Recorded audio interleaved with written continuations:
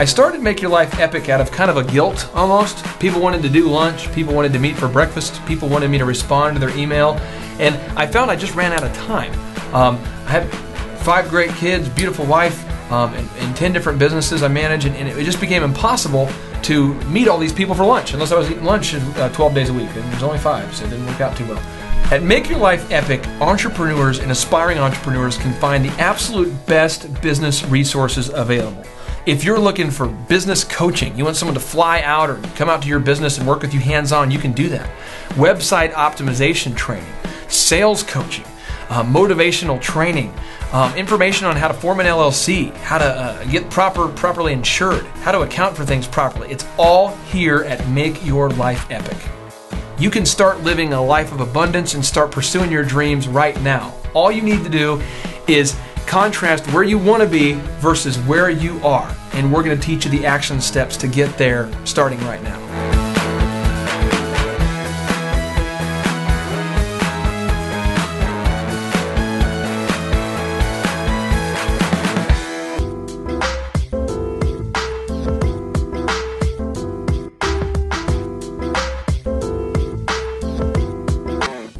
Ideal lifestyle cost?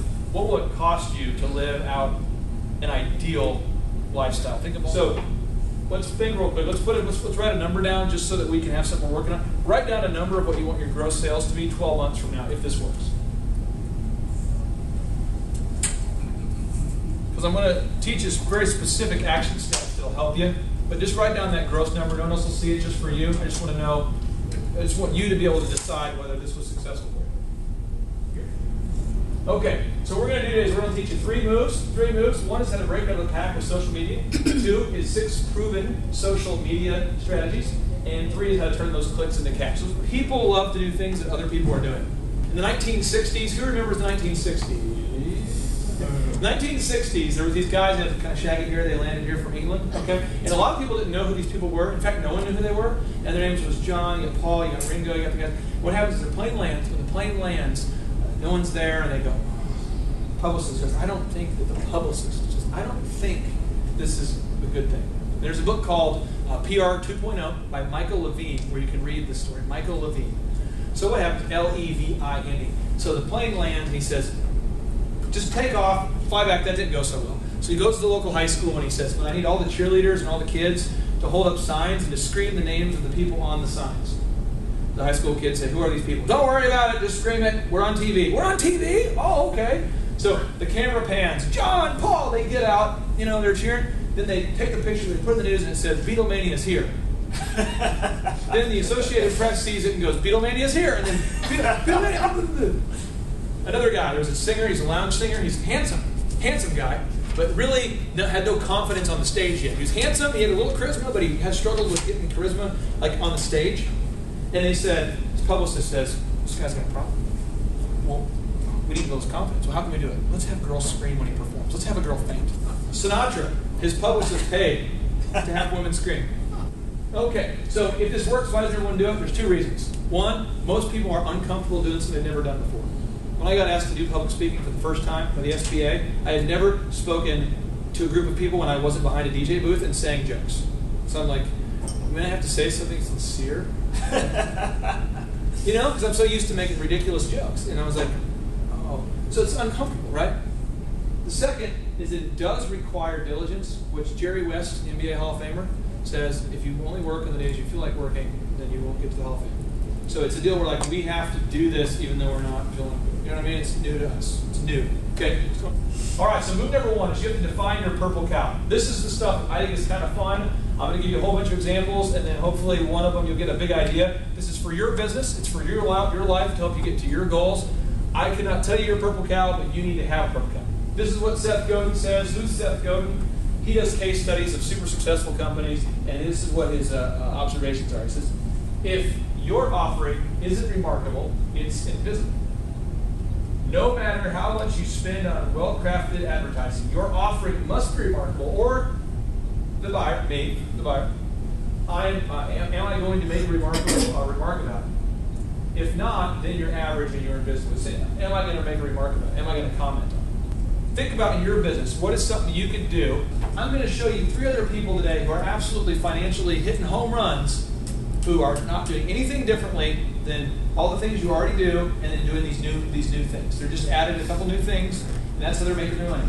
And this life is not about reading USA Today and seeing other people do it. We want to be in USA Today, right? We want to be the ones they're writing about, you know?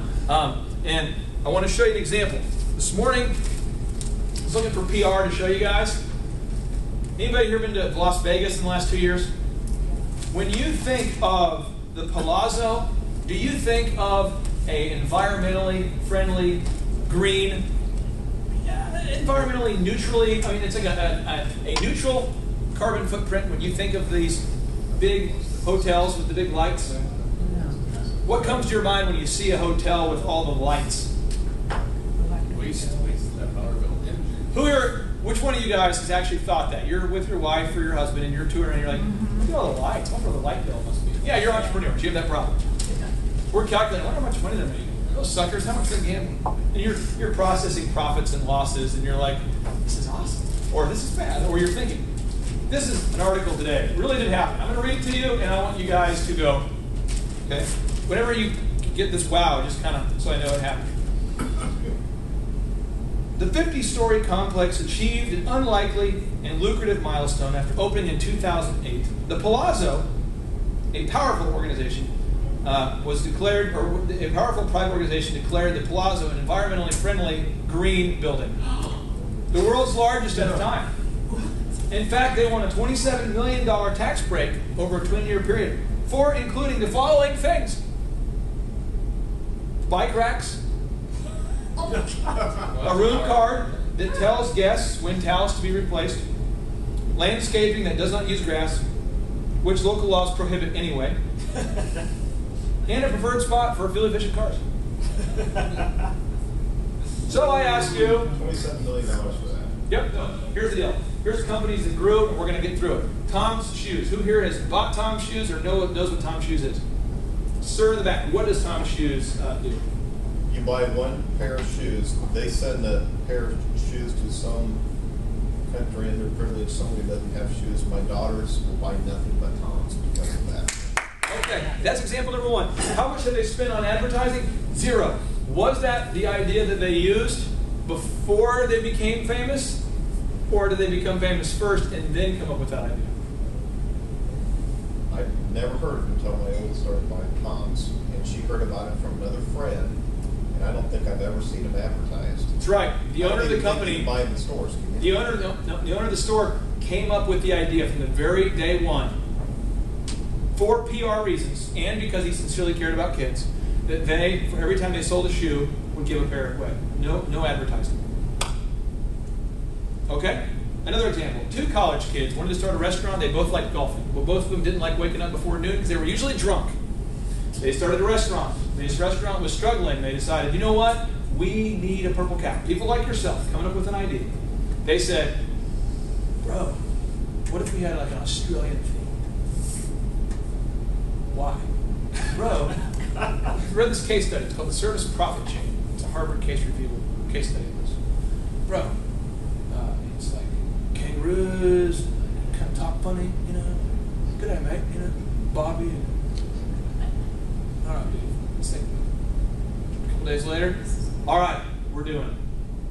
So now we have Australian Steakhouse. There's no other Australian connection.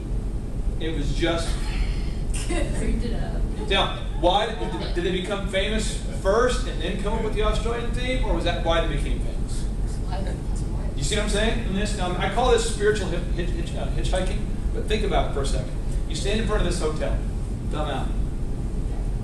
No one pulls over, no one pulls over. About an hour later, some guy pulls over. What's up, man? You seem to be dressed okay. You're probably not a pillager or a rapist. Where are you going? I don't know. Okay, well, I'll leave you here. Now, if you say, where are you going? Hollywood. I can't go. Next guy. Hollywood. Next one. Okay, I'll take you halfway. You're eventually going to get to Hollywood. Just throw that out for you, okay? The world cannot conspire to help you if it doesn't know where you're going. What is your cause? What are you about? What's your purple cow? Are we the best? Are we the cheapest? What the heck are we? Let's figure that out. Let's go with our purple cow, okay? So in the context of your business, what is something that you could do that would be, I'm just trying to give you ideas because you can do whatever you want, but it has to be memorable. So if I owned an appliance store, this would be like my plan B, and hopefully someone would come up with a better option. But I would say, we're going to be the greenest, and so I'm going to start wearing like chia-like clothing that actually grows. I'm going to have one person drifting around, and he's going to wear like a green suit and then greet people, and we're going to give them like organic food samples when they walk in. And people will talk about it. You know what I mean? It'll be something where they will actually talk about it on the news, and it'll become a thing. People will go, have you seen the big chia guy? And it'll start to be, do people remark about it, okay? So on social media, what could you do that's going to get the woman to comment on Facebook or to talk with the other women in a way that generates that conversation? Does that make sense? Everything I'm going to teach you today is 100% free. And so I am a big non-believer in doing battle with battleships with some of the weapons that we have. And I'll give you kind of how I look at it. In small business, we're competing against a huge store, aren't we? We have small margins, and we're competing against the juggernaut. And the juggernaut can spend $2 million over the holidays on ads. Have you had this happen in your town? And they just and they just unload this huge, massive cannon at you.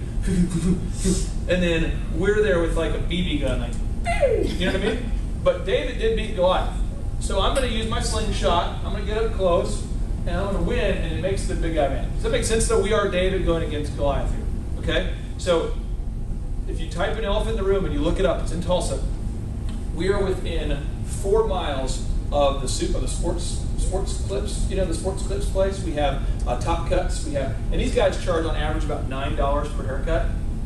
Okay, $10. They do little specials like come in, $5 cut day. And so it's a different niche. We don't want everybody. We just want the likely buyer. Okay. For the DJ business, we don't want everybody. We just want the bride who's getting married and has a venue. So I'm asking, you've got a target or a likely buyer. The local media is the same in every market. It's the same. It's like everywhere, same place in America. All the suburbs are kind of the same.